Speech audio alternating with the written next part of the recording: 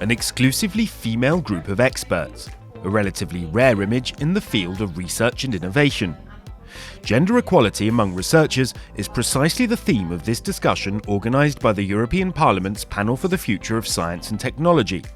As head of the Centre for Gender and Science in the Czech Republic, Marcela Linkova says that progress is being made in the EU, with more women graduating with PhDs.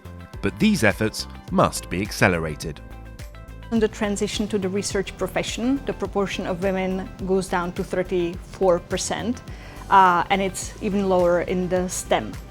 When we look at the leadership positions, the picture is even worse. We are under 30%, and if we wanted to think about reaching parity among full professors, we will need to wait additional 30 years.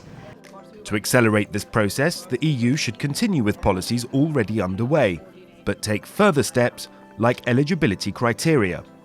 We need some more parity in all decision making, in all juries and in all panels. When there is equal capacity and merit, we have to make sure that no gender is less represented than 40%. So we need also to advance in work-life balance and policies that make that possible. Not only for women, also for men, because we have also to spread the health culture among men.